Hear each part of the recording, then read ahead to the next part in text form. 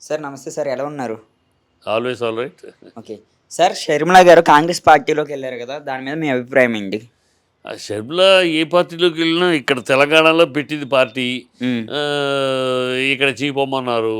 ఇక్కడ పార్టీ కట్టేసింది. ఇప్పుడు తన అదృష్టాన్ని ఆంధ్రాలో ట్రై చేయాలనుకుంది. హ్మ్. ఆ అమ్మాయి ఈ అమ్మాయి ఏదో వై రాజశేఖర రెడ్డి పక్కన అందరూ రాజశేఖర రెడ్డి గారి మీద ఉన్న ఇవే దీనికి ప్రతోళ్ళు ఆయన గొడుగు పెట్టినాళ్ళు, ఆయన పక్కన నుంచున్నాళ్ళు, ఆయన అందరూ మేము నాయకులు అయిపోతాం మమ్మల్ని ఆదరించండి అంటే ప్రజలేమంత ఎరిపప్పలుగా లేరు. ఆ! సార్. మీ అలా అయితే సూర్యుడు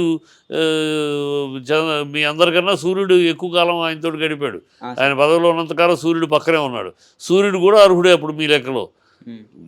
ఏమిటి రాజకీయ ప్రజలతోటి ఆంధ్ర ప్రజలతోటి నీకేం సంబంధం? ఆ! నువ్వేమో చెప్పేసివి నేను ఆడ ఏడది కాదు ఆడపిల్ల కాదు ఈడపిల్ల కాదు ఆడపిల్ల అని. ఆ! సార్. నేను తెలంగాణ కోడల్ని అనేసివి. నాకు ఆంధ్రాతో సంబంధం లేదనేసివి. ఆ! ఇవాళ సార్. మళ్ళీ అక్కడ చీపొమ్మంటే ఇక్కడికి వస్తానంటే అక్కడ చీపొమ్మంటే ఇక్కడ నెత్తిన పెట్టుకోవడానికి సిద్ధంగా ఉన్నారా ప్రజలు? ఆ! సార్. నీకేం అర్హత ఉందని రాజకీయ నువ్వు ఏదో ఈ కాంగ్రెస్ కుట్ర చంద్రబాబు కుట్రలో వాళ్ళకు ఆయుధంగా ఉపయోగపడటానికి నువ్వు ఆయుధంగా ఏం ఉపయోగపడవు. నోటా ఓట్లను చేర్చడానికి ఉపయోగపడతావు.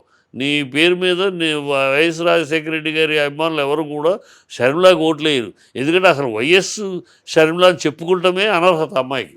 హ్మ్. ఎందుకంటే షీఈ్ పెళ్ళైపోయింది. పెళ్ళైనాక నీ భర్త ఇంటి పేరు నీకు పెట్టుకోవాలి. ఆ! సార్. నీ రెడ్డి అని ఎలా పెట్టుకుంటావు? ఆ! నీ భర్త అనిల్ శాస్త్రి, ఆ! శాస్త్రి షర్మిలా శాస్త్రి అని పెట్టుకోవాలి. హ్మ్. ఇవన్నీ ప్రజల్ని మసిమూసి మారేడుకాయ చేద్దామని వైఎస్ షర్మిలా రెడ్డి హ్మ్. వైఎస్ ఎట్లా వస్తుంది నీకు? హ్మ్. మన సాంప్రదాయం ఏంటి? మన కుటుంబాలు ఏంటి? మన ఏంటి? భర్త ఇంటి పేరు వస్తుంది భార్యకి. నువ్వు చేసుకో అంటే విడాకులు ఇచ్చేసావా అనిల్కి? ప్రజలు ఇవన్నీ ఆలోచించరా? నీ అమ్మాయి ఏదో హంగామా హడావిడిగా పైగా పోతే నాకు దాంట్లో వాటా నాది, వాటా నీది అయితే కోర్టులో కేసు వేసుకో. ఆ! సార్. సాక్షిలో వాటా నాది ఉంటే వేసుకో. సాక్షిలో తనపై తప్పుడు ప్రచారం ఇస్తున్నారని చెప్తున్నారు షర్మిల గారు. అది తప్పుడు ప్రచారం ప్రచారం ఉన్నదే. ఆ! నీ సార్. సాక్ష్యాధారాలను నువ్వు ఎందుకు నీకు జగన్కి ఎందుకు విభేదాలు వచ్చినాయి? ప్రజా సమస్యల మీద విభేదాలు కాదు, ప్రజల కోసం నువ్వు పోరాడుతూ ఉంటే జరిగిన విభేదాలు కాదు. హ్మ్. నువ్వు వచ్చిన విభేదం నీ ఏదో ఒక బిజినెస్ ప్రపోజల్ తీసుకొస్తే అది సీఎంగా నో అన్నాడు జగను. హ్మ్. తర్వాత నువ్వు మీ అమ్మని తీసుకుని వెళ్ళావు, అది అప్పుడు నో అన్నాడు. దాంతో నీకు కోపం వచ్చింది. అంటే నువ్వు జగన్ చెల్లెలు కనుక నువ్వు ఎలాంటి తప్పుడు ప్రపోజల్ తీసుకెళ్ళినా ఒప్పుకోవాలా? ఒప్పుకోకపోతే నువ్వు నాకు అన్యాయం జరిగిందా? ఒకవేళ నీకు అన్యాయం జరిగితే నీ ఇంటి నీ పర్సనల్ సమస్య అది. దాని ఎందుకు ప్రజల సమస్యలాగా? నీకు ఆస్తులు రాకపోతేనో నీ వ్యాపారానికి ఆయన అంగీకారం చెప్పకపోతేనేమో ఏదో ప్రజల సమస్య ఎట్లా ఉంది? హ్మ్. ఆంధ్ర ప్రజల సంబంధం ఉంది. నీది నువ్వు కొట్టుకో తిట్టుకో కోర్టులో వెళ్ళకో ఏమైనా చేసుకో. నువ్వు ఆ నిజాలన్నీ బయటకు వస్తాయి ఇప్పుడు. ఒక్కొక్కటి బయటకు వస్తాయి. ఎందుకు నువ్వు విభేదించావని. నువ్వేదో పెద్ద నీతివంతురాలాగా నువ్వేదో మీ అనిల్ చేస్తున్న పనేంటి? దేవుని పేరు చెప్పి సంపాదిస్తున్నాడు అంతే కదా. ఆ! సార్. ఇంకే సార్, ఇప్పుడు వైసీపీలో ఉన్న పార్టీ నాయకులందరూ ప్రభాస్ గారితో ఎఫ్ఐఆర్ ఉన్నది షర్మిల గారికి అని వ్యాఖ్యలైతే చేస్తున్నారు గదా! ఇది చిల్లర దరిద్రం. అది ఎంత చిల్లర నా కొడుకులో చిల్లర మాట్లాడినాయి. ఆ! అవి చిల్లర ఉన్నాయి. అదిగో ఆ మధ్య తెలంగాణలో కూడా కవితతోటి ప్రభాస్కు ఉందని. ఆ! ఈ చిల్లర వాడెవడో వాగుడు వాగేవాడు చిల్లర నా కొడుకు, చెత్త నా కొడుకు, చెత్త వాగుడు, ఈ చీపు చీపండి. అంతే. సార్, జగన్మోహన్ రెడ్డి గారు గాని మళ్ళీ ఏపీలో సీఎం గెలుస్తాడంటారా? జగన్ 100% వీళ్ళందరూ కలిసి జగన్నే మళ్ళీ ముఖ్యమంత్రి చేస్తున్నారు. ఎందుకంటే ఇవాళ తెలంగాణ ఆంధ్రాలో ఒక వికృతమైన అపోజిషన్ ఉంది. ఆ! సార్. అబ్బా! దేశం మొత్తం మీద ఎక్కడా లేని ఒక వికృతమైన, అసహ్యమైన, జిగుత్సాకరమైన, నికృష్టమైన అపోజిషన్ ఎక్కడన్నా ఉందంటే ఆంధ్ర రాష్ట్రంలోనే. ఆ! ఇక్కడ ఎవ్వరూ ఒక పద్ధతిలో లేరు. ఒక పవన్ కళ్యాణ్, ఏం మాట్లాడతాడో ఏం మాట్లాడాడో ఎందుకు ప్రజల ముందు చులకన అయిపోయాడు. ఆ, నేను ముఖ్యమంత్రి అన్నాడు ఇప్పుడేమో మేమిద్దరం తేల్చుకుంటా అన్నాడు. లోకేష్ ఏమో నోరు మూయమని చంద్రబాబు ముఖ్యమంత్రి అని ఘంటాపథంగా చెప్పేశాడు. ఆయన 2 సీట్లు నీకు పవన్కి చెప్పకుండా అనౌన్స్ చేశాడని ఈయన 2 సీట్లు చంద్రబాబు చెప్పకుండా అనౌన్స్. ఇవన్నీ చిల్లతనంగా పిల్లతనంగా ఆయన వారాహి ఎందుకు ఆగిపోయింది?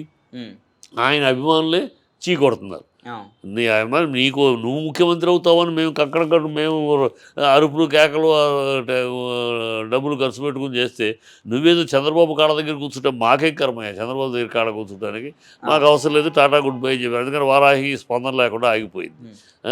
సార్ టీడీపీ బీజేపీ జనసేన ఒకటే అని రూమర్స్ అయితే వస్తున్నాయి కదా, దాని గురించి ఏమంటారు? వాళ్ళు బీజేపీ కనుక జనసేన టీడీపీతో చేరికి ఒకటైతే ప్రజలు ఈ కూటాన్ని కాండ్రించి ఉమ్మూసి పోతూ అని వస్తారు. ఎందుకంటే సిగ్గుండాలి బీజేపీకి. వాళ్ళిద్దరూనేమో అసలు ఆనాడు పవన్ కళ్యాణ్ జైల్లో కలిసినప్పుడు కనీస మర్యాద లేకుండా, బీజేపీ మీద కనీస గౌరవం లేకుండా, మిత్రపక్షం అనే విలువ కూడా లేకుండా, కనీసం సంప్రదించకుండా అక్కడికక్కడ జైలు గేటు బయటే మేమిద్దరం కలిసి వెళ్తున్నాం, మేము తెలుగుదేశం అని చెప్పి అనౌన్స్ చేశాడు. వీళ్ళకి సిగ్గుండాలి. ఆ మాత్రం అలక్ష్యంగా మేము వెంట్రుక్కిని తీసేసి అనౌన్స్ చేశాడు.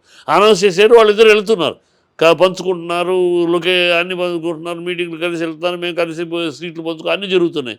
ఇంకా సిగ్గు సేవ లేకుండా వీళ్ళు మేము పవన్ తోటే ఉన్నామంటారండి.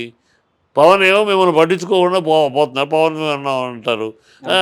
దానికోసం పవన్ని ఇచ్చేయటం కోసం ఇవాళ అవార్డులు లాబీలు కూడా చేస్తున్నారు. సిగ్గు సేర ఉండాలి. ప్రజలు అన్నీ గమనిస్తారు. ప్రజలేమంత అమాయకులు కాదు.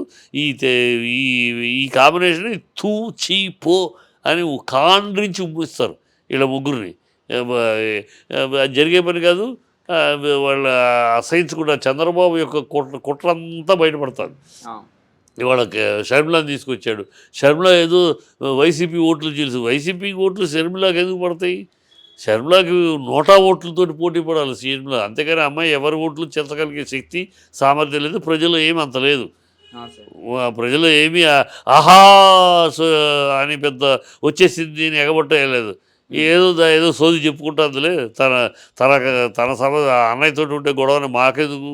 నీ అన్నయ్యతో నీ గొడవ ఉంటే ఫ్యామిలీ గొడవ నువ్వు కోర్టులో తెరుచుకో, లేదా ఇంట్లో తెరుచుకో. ప్రజల సమస్యలాగా దాన్ని ఏదో ప్రజల ముందు తీసుకొచ్చి మాకెందుకమ్మా నీ తలకాయ నొప్పాను అనే ఉన్నారు ప్రజలు. ఎవరేం పట్టించుకోవట్లేదు. ఎవరు రిసెప్షన్ కూడా ఉండదు. పేపర్లు ఉన్నాయి కదా, చంద్రబాబు తాలూకు పేపర్లు, ఛానల్స్, వాళ్ళు కొంచెం హైప్ ఇస్తూ ఉంటారు. నేను కూడా వైఎస్ఆర్ రత్తాన్ని నేను కూడా పుట్టిన బిడ్డనే అంటున్నారు షర్మిల గారు. అవును, వయస్సు పుట్టిన బిడ్డవే అమ్మా. నువ్వే కదా చెప్పావు నేను ఈడపిల్లని కాదు ఆడపిల్లనని. తెలంగాణ ఆడబిడ్డని, తెలంగాణ కోడలని నువ్వేగా అన్నావు. నువ్వేగా మన సాంప్రదాయం ప్రకారం పెళ్లి చేసుకున్నాక 3 ఇంటి పేరు కదా వస్తుంది. నువ్వు వైఎస్ పేరు ఎట్లా వస్తుంది నీకు? నీ అనిల్ నీ మొగుడింటి పేరు వస్తుంది. రెడ్డి అని ఎలా వస్తుంది నీకు? రెడ్డి ఎలా వస్తుంది? నువ్వు అనిల్ శాస్త్రి నీ మొగుడు కనుక నువ్వు షర్మిల శాస్త్రి అవ్వాలి. ఈ డ్రామాలు డొల్ల వేషాలు షర్మిల శాస్త్రిని పక్క పెట్టేస్తావు. ఇంటి పేరు మొగుడు ఇంటి పేరుని పక్కన పెట్టేస్తావు. ప్రజలను ఏదో మోసం చేసేద్దాం, వైఎస్ పేరు పెట్టేసుకుని డ్రామా ఆడేద్దాం, ప్రజలు ఏదో నమ్మేస్తారనుకుంటే చాలా పొరపాటు. నేను ఎక్కడ పెట్టాలో అక్కడే పెడతారు ప్రజలు. ఆ అమ్మాయి నువ్వు ఆయన కడుపును పుట్టే ఓకే, కూతురువి, ఎవరూ కాదనలేరు. కానీ నువ్వు వైఎస్ పేరు పెట్టుకుంటానికి, వైఎస్ షర్మిల అంటానికి నీకు అర్హత లేదు. You are married to another person. ఆయన ఇంటి పేరే వస్తుంది మన సాంప్రదాయం ప్రకారం. ఆయన రెడ్డి పెడితే రెడ్డి కాదు అతను, శాస్త్రి పెడితే మొగుడు శాస్త్రి పెట్టుకోవాలి, లేదా కామ్గా ఉండాలి. లేదా విడాకులు తీసేసుకుంటే అప్పుడు నీ ఇష్టం. నేను విడాకులు తీసేసుకున్నాను, మళ్ళీ మా నాన్న పేరు మా నాన్నది తెచ్చుకుంటున్నానంటే పేరు. విడాకులు తీసుకున్నావా? తీసుకుంటానికి సిద్ధమవుతున్నావా? లేకపోతే ఇవన్నీ ప్రజలు అడగరు. ఈ చిల్లరతనంగా నేను రత్నాన్ని అంటే ప్రజలేమి ఇమ్మీడియట్గా జాలిపడి అయ్యో అనుకునేంత. వైఎస్ రాజశేఖర రెడ్డి గారు కూడా అంత మహానుభావుడేం కాదు. ఆయన పక్కన నుంచున్న వాళ్ళు కానీ, ఆయన గొడుగు పట్టిన వాళ్ళు, ఆయన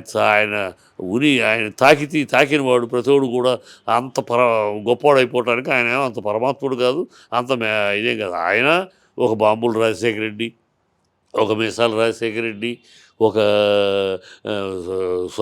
స్వపక్షంలో విపక్షం రాజశేఖర రెడ్డి, ఏ ముఖ్యమంత్రిని నిద్రపోని రాజశేఖర రెడ్డి, ముఖ్యమంత్రులు దింపడం కోసం ఓల్డ్ సిటీ అల్లర్లు సృష్టించగలిగిన రాజశేఖర రెడ్డి, ఇంత నేపథ్యం ఉంది ఆయనకి.